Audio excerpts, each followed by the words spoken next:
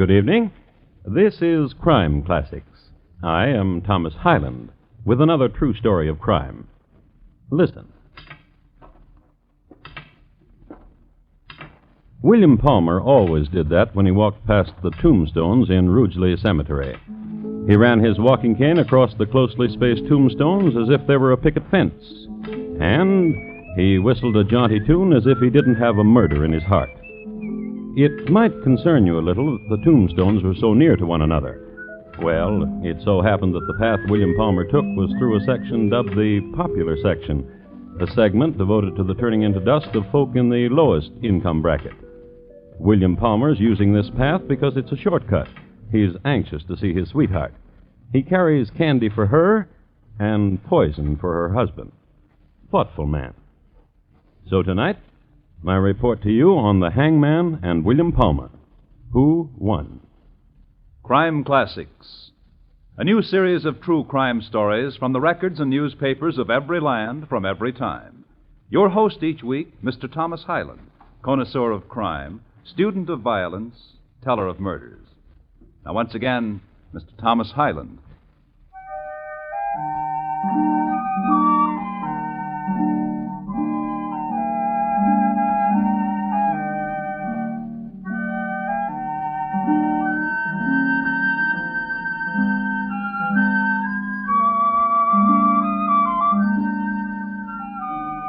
A word about Rugeley, England in 1854. It was about as large as Twickenham. Most of the people of Rugeley toiled at Bladen's Brass Foundry, England's prime source of supply for ornamental door knockers. The foundries of Rugeley, too, are famous as originators of the claw and ball design, later adapted as legs for bathtubs. The town itself, in its better sections, was spoken of as quite pretty. There was a heroic fountain in the center of the square, a statue of 3 abducted maidens of 1152. And to this fountain of a forenoon would come the wives of the town to nudge each other and gossip. Down the street from it, the town hall, and around the corner from the town hall, the home of Mrs. Katie Abley and her husband George. Mr. Abley is in bed waiting for his lunch, and Katie is waiting for that. William. And for that. Oh, and you've brought me candy. £5. Oh, cool. Where is he? Oh, he's a bed doctor. How does he feel? Moist. Did you give him the medicine? I did. And no sooner than it went down him that he sat up with a start, looked about him and lay down again. From then on he slept fitfully. Katie. Oh, now don't you dare, Doctor. No. Listen, Katie. What is it? I stopped in the laboratory of the hospital and I got a new medicine. The ones you've given my husband so far have just been keeping him sick, Doctor. Your husband has an amazing constitution. What is the name of this new medicine? Strychnine. Why haven't you used it before? Traces of it are easily to be detected. And why are you using it now? Well, this morning at the pub, I stopped in for a dram. I met a man, a doctor. He's 80 years old and has newly come to Rugeley. He wants so much to make friends. And, Katie? Yes? He has the authority to sign birth certificates. And if someone should die? He has the authority to sign death certificates. Doctor? Yes. I've got some piping hot broth. Of what? Kidneys and such. Seasoned well? With rosemary and thyme and basil. Add this to it. Cool. All of it? Your husband's constitution should be written up in the journals. All of it. I'll ladle out the broth.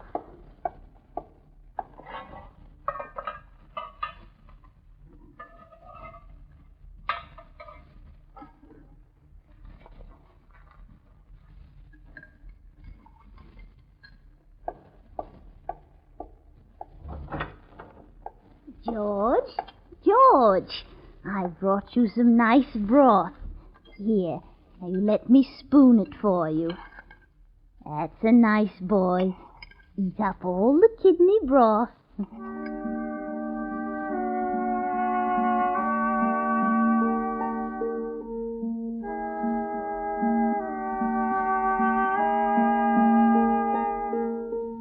And it was on that day that George Abley's constitution finally gave out. Dr. William Palmer summoned his new 80-year-old friend, Dr. Bamford, and in deference to the aged doctor's failing eyesight, Palmer moved the deceased over into the light. Dr. Bamford corroborated on the diagnosis of death due to internal strictures and closures and signed the death certificate. Dr. Bamford had found a friend. It was barely 6 weeks after George Abley had been deposited in Rugeley Cemetery in the north plot above the popular section when this happened. You don't love me anymore, Doctor. Of course I do. Katie? I've no more money, if that's what you want. But your husband left you £1,000. And I've given you all but a pittance. And you've no more? You don't love me. And you've no more? No. Once I loved you, Katie, but no more.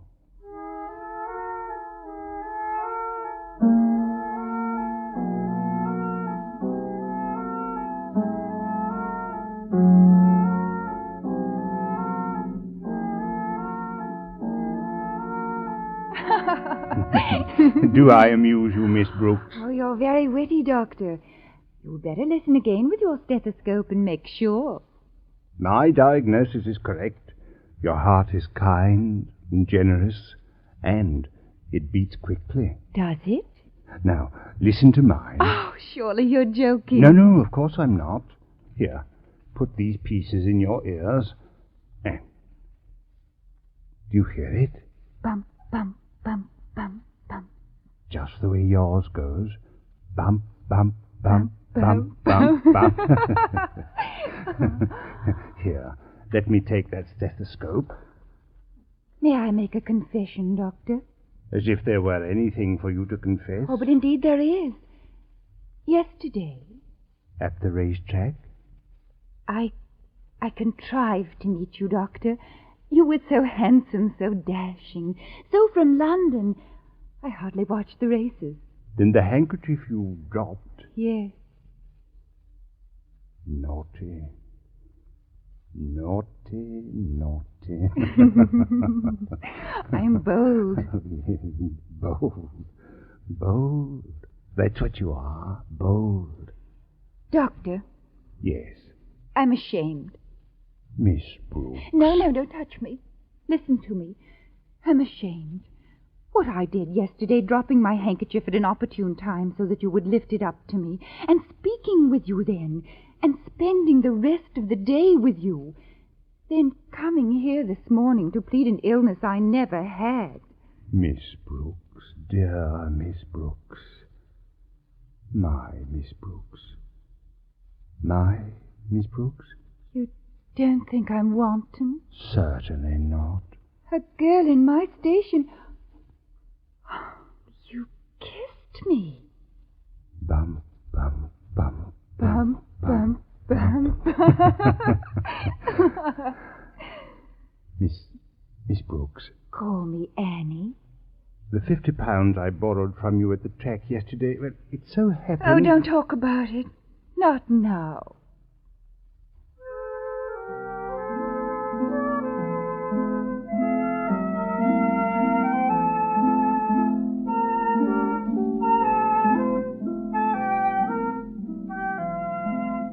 They were wed, he a young doctor, she the daughter of an English colonel who had collected a lot of rupees in India. It is interesting to note that this is the same Colonel Brooks who was known around Calcutta in the 30s as Adorable Brooks, a name which stemmed from leading a charge against the Gurkhas, armed with only a polo mallet, this on a wager. His daughter Annie, as we have seen, had inherited a good deal of his dash, all of his big game hunting trophies, and every month a check. This check represented a monthly allotment from the colonel's estate, the rupees having been translated into pounds. Well, the young doctor and the colonel's daughter lived happily for some months. Champagne for breakfast, and in the afternoon, when the season was right... Come on, mermaid. Come on, mermaid. Mermaid! Mermaid! Oh. Dear. What do you want? Oh, don't be cross. Here's some more money. I love you. I love you, Annie. Good Annie. Dear, Yes? that's the last of it for this month. But it's only the 5th. And we've been to the races for 5 days. Don't worry about it, dear. You can always borrow until my next check.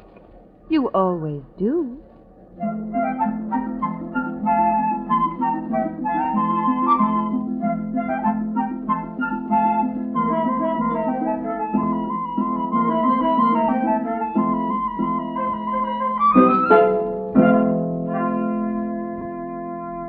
And you write all kinds of insurance, Mr. Hammerich? Ship, fire, theft, casualty, storm, life. Life. A policy on your life, Doctor? My wife's. In what amount? £13,000. How old a woman is your wife? 27. Her health? Excellent. Well, you're a doctor. You should know. Well, I don't want you to take my word for it. I brought a report on the condition of my wife's health from a colleague, Dr. Bamford. Here. Yes, heart, excellent. Aspiration, excellent. And excellent. Proclivity. Oh, that's a very fine report. I'd say you were a lucky man to have a wife in such condition. How about the policy? Oh, no question about it. How much is the first premium? Annually, that way to save money. By the month? Oh, let me see. £13,000 policy. £50, 12 and 3. Oh. Yeah. £50, 12 and 3. Oh, thank you. Thank you very much.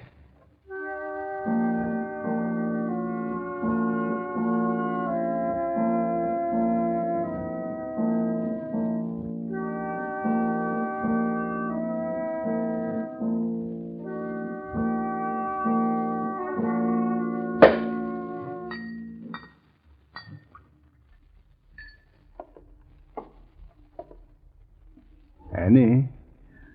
Annie, wake up. Wake up, dear.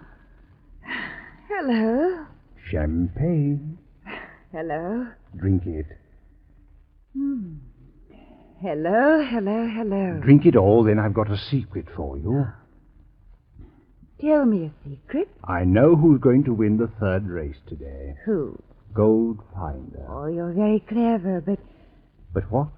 we have no money to bet. How do you think I got the champagne? Oh, you borrowed it. Gold Finder in the 3rd. Get dressed. Get dressed. Yes. Dear, Get dressed. I feel... What? I don't know. I can't seem to... You just lie here. Let me feel your head. Warm. A little fever. I don't want you out of bed today. Yes, Doctor. I leave you a powder to take. Yes, Doctor. Take care of yourself. Yes, Doctor. Doctor, Yes, you love me. I know you love me. I do. Kiss me. Annie. Come here and kiss me. All right.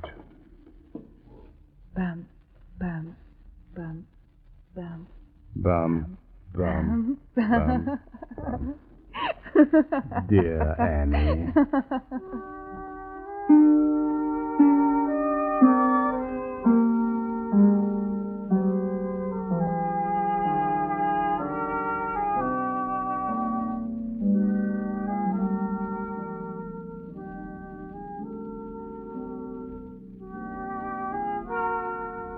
Just before the 3rd race, a messenger located Dr. Palmer at the clubhouse turn. He told the doctor that his wife had been found dead by the cleaning woman. Goldfinder paid £4.3 to place. Dr. Palmer had him to win.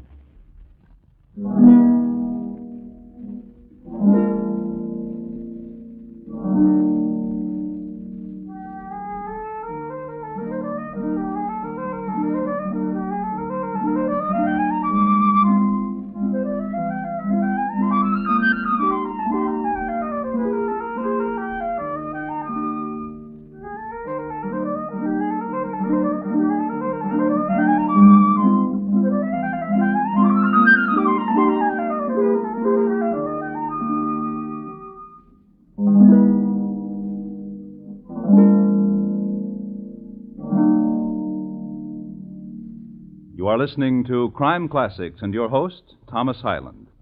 This Friday night, Mr. Keene, tracer of lost persons, takes on the beautiful widow murder case. It's a thrilling seesaw battle between ruthless underworld forces and the old investigator, as Keene closes in on the facts of death related to one of his most fascinating and dangerous assignments. Mr. Keene, tracer of lost persons, Friday nights on most of these same CBS radio stations. Don't miss him. And now, once again, Thomas Hyland in the second act of Crime Classics, and his report to you on the Hangman and William Palmer, who won.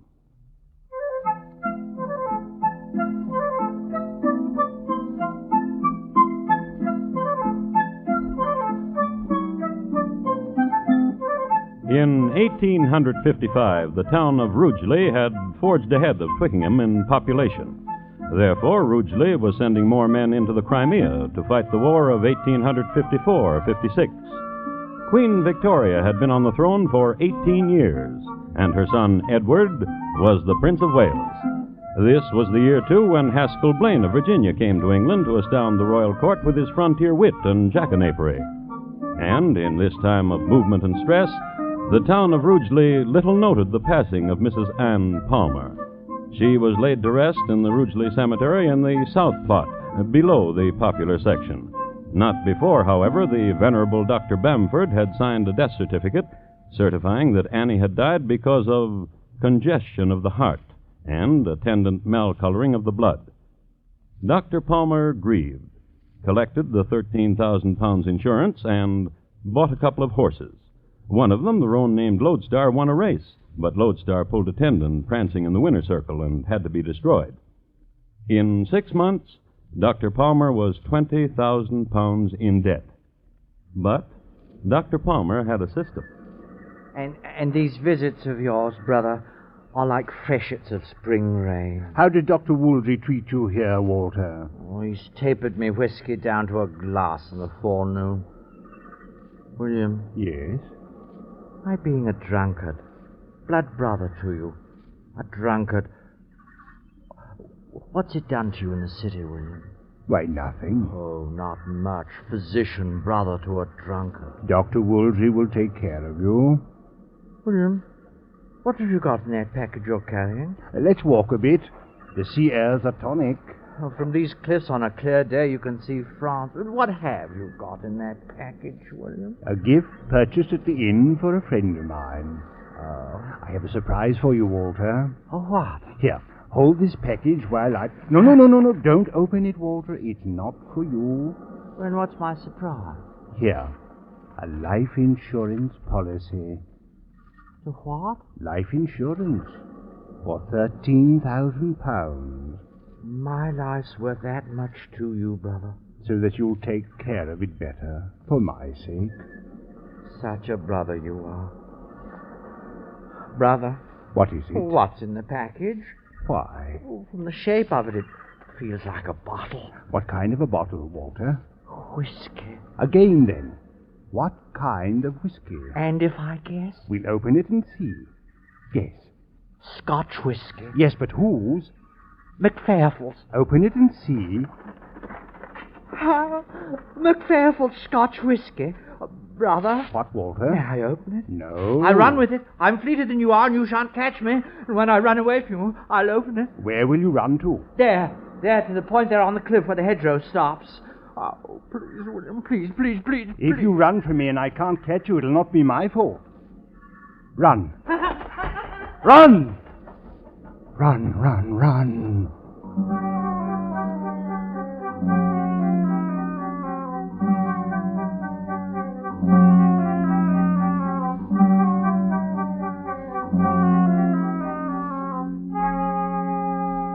In Scarlet Town, where I was born, there was a fair maid dwelling. Come on, Walter.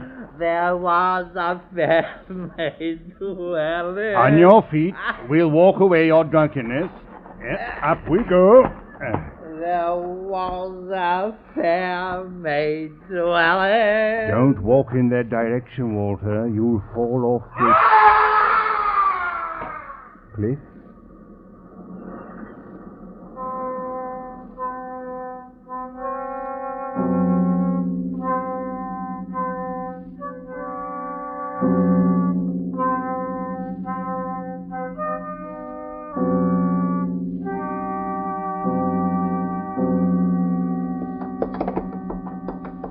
That's not a horse race.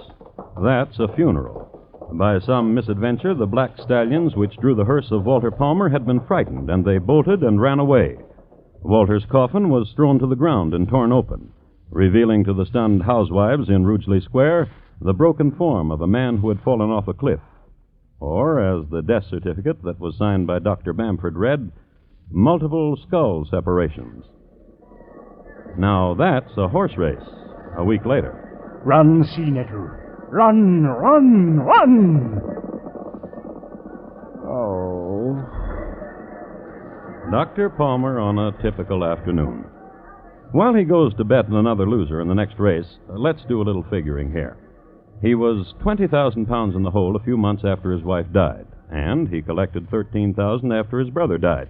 That left him still 7,000 in debt, as of a week ago. It took the doctor 7 days to get himself another 10,000, altogether 17,000 pounds in debt. That's how much Dr. Palmer owed his various acquaintances. You might be wondering what he's been doing in the medical line all this time. Nothing. Not a thing. A few pills prescribed in return for favors received, and that's about all. As far as his office was concerned, he had long since given it up, and had sold his equipment, and had sent his magazines on to his friend, Dr. Bamford. Now we come to a turning point in Dr. Palmer's life. He met a fellow named Cook, John Parsons Cook. It was a turning point in Cook's life, too. Ganymede. That's the horse who'll win the fourth. Ganymede. Bet handsome lad, can't lose. Well, if you say so. Handsome lad, can't lose. Yes, he could. He did. And the next day... Fleet King in the Lady Barbara Stakes. I have information. Don't be a fool. Well, what have you heard? The gelding from India, Mukjur. Oh, very well. Mukjur. The jockey told me. The jockey told a fib. What's more, it was whispered he had a few kid on Fleet King, who, incidentally, kicked Lady Barbara while she was draping him with the flower blanket, and made her all right again. In spite of consistent losses because of Palmer's advice, John Cook remained a loyal friend to the sporting doctor. In fact, he grew poor with him, but always with a smile. Oh, Palmer, Palmer. You're my friend. My friend. And one morning... Palmer! Palmer, I've done it! I've done it! I won. Did you hear me? I said I won. A bob? 2 bob? 25,000 pounds. You're crazy. 25,000 pounds, old friend. I've had one of those days we talk about, one of those days we think about when we're trying to sleep or when we're getting drunk. 25,000? Show me. Show me! Show me. Look! We're rich. Yes. Rich. Cook. Cook, you're my friend. Cook. Talk to me. What do you want? What are you going to do with that money? It's our money, isn't it? Huh? Yours and mine. Our money. What are you going to do with it? I'm going to America. What? America. What about me? You're my friend. What about me, Cook? You wish me well. And the money? I'll be rich in America. Without me? Without you. I bear you no malice, Cook. Well, why should you? We've been good friends. I'll be so sorry to see you go. I'll remember you well. Cook, listen. What? A last drink with me. Well, I don't mind. A special drink. Well, of course. Oh, I'm very happy for you, Cook. Yes, friend of mine. Wait here. Where are you going? A special brandy in my belongings in the next room. Good. Wait here. All right. 25,000. Oh, I'm very happy for you, Cook.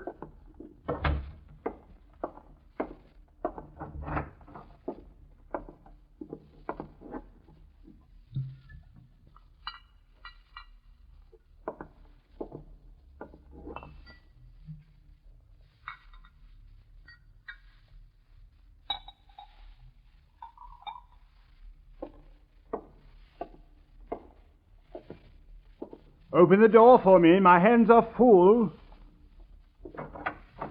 Special brandy, Cook. Oh, dear friend. This one's yours. dear friend. America. Greedy. Greedy. Well, in truth, Palmer, I'm in a hurry. That's why I swallowed down the brandy. Greedy. The taste. You've been poisoned. On my word. Palmer. I can't help you. I want your money. You'll die quickly. You're doing it now.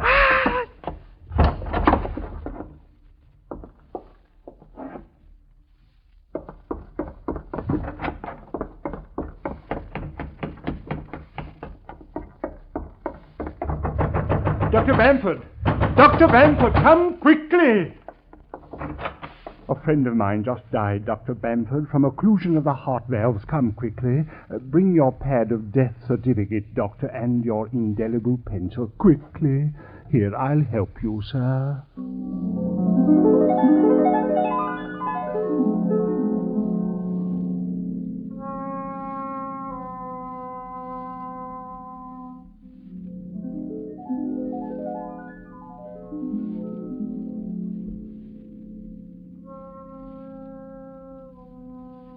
It would have worked, too, except that it had happened 3 times before. Mr. Hatton, local police superintendent, noted a sheaf of 1,000-pound notes peeking out of the doctor's back pocket. An arrest was made, a trial was held, the doctor was found guilty and hanged, and the physician who pronounced him dead was named Bamford. Death due to dramatic separation of the cervical spine, the doctor wrote. Which is what happens in cases like these.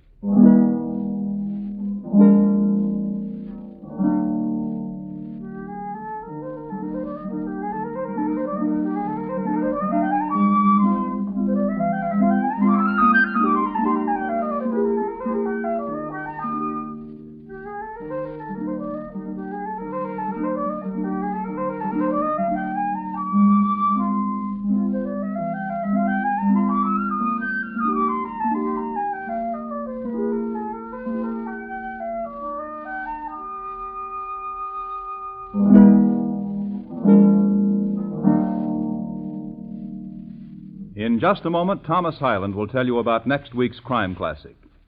William Palmer, tonight's crime classic, was adapted from the original court reports and newspaper accounts by Morton Fine and David Friedkin. The music was adapted from themes of the period and conducted by Bernard Herrmann, and the program is produced and directed by Elliott Lewis. Thomas Hyland is portrayed on radio by Lou Merrill. In tonight's story, Jay Novello was heard as William Palmer. Featured in the cast were Betty Harford, Ellen Morgan, Joseph Kearns, Ben Wright, and Alistair Duncan. Bob Lamont speaking. And here again is Thomas Hyland. Next week, Blandier, France, in the year 1840, and the interesting events which occurred when an iron smelter's wife sent her husband a gift. My report to you will be on the 7-layered arsenic cake of Madame Lafarge. Thank you. Good night. It's true that things happen on a smaller scale and fewer things happen at one time in a small town, but human interest is at a high level in rural America, where people have more time to stop running and to live. That may be why Rogers of the Gazette, starring Will Rogers, Jr., is such an interesting radio series. It's packed with human values and human interest. Hear Rogers of the Gazette tomorrow night on most of these same CBS radio stations. Thursday nights, Marlena Dietrich stars in Time for Love on the CBS Radio Network.